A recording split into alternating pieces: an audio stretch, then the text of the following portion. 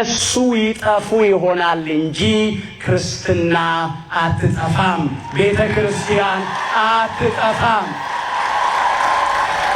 ለዮዲት ጉዲት አላጠፋትም። 40 ዘመን ሙሉ ካህናትን የቤተ ክርስቲያን አገልጋዮችን አስገደለች። አብያተ ክርስቲያናትን አቃጠለች። ንዋያተ ቅዱሳቱን አቃጠለች። መጻሕፍትን አቃጠለች። ዮዲት የለችም፣ ቤተ ክርስቲያን ግን አለች። ግራኝ ተነሳ ጠማማው 15 ዓመት ሙሉ ካህናትን አሳረደ፣ አስገደለ። እሺ ያለውን በገንዘብ እያታለለ አስቃደ፣ እምቢ ያለውን አስገደለ። አብያተ ክርስቲያናትን አቃጠለ፣ መጻሕፍትን አቃጠለ። አሻራቸው እስካሁን ድረስ አለ። ግራኝ ጠማማው የለም፣ ቤተ ክርስቲያን ግን አለች፣ እንደገና ወደፊት ትኖራለች። ክርስቲያንና ሚስማር በተመታ ቁጥር እየጠነከረ ነው የሚሄደው።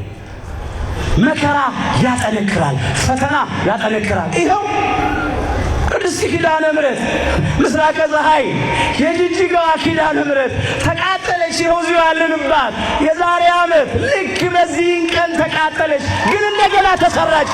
አምራ ተሰራች። አምራ ወገኖች የበለጠ ያጸናል፣ ያበረታል። ስለዚህ በተቃዋሚዎች በአንዳች ነገር እንኳን አትደንግጡ። ምልክቱ ይደርስ ዘንድ ግድ ነው። ትንቢቱ ይፈጸም ዘንድ ግድ ነው። እግዚአብሔር ላይ ያደርግ አይናገርም፣ ከተናገረ ያደርጋል። ቃሉ ምድር ላይ አይወድቅም፣ ሐሰት ለባህሪው አይስማማው። ምንድን ያለው ቅዱስ ጳውሎስ? መኑ ያድገነ ፍቅሮ ለክርስቶስ ነው ያለው። የክርስቶስን ፍቅር ማን ያስተውናል?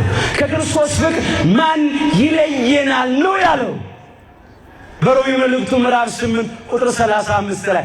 አዎ ከክርስቶስ ፍቅር ማን ይለየናል? ሰይፍ ነው፣ ረሃብ ነው፣ ስደት ነው፣ መከራ ነው፣ ሞት ነው።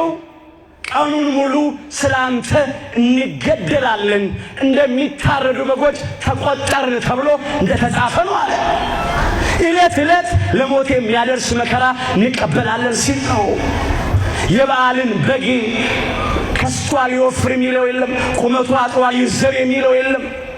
በዓሉ ከደረሰ ያርዱታል፣ ያወራሉታል፣ ይበሉታል።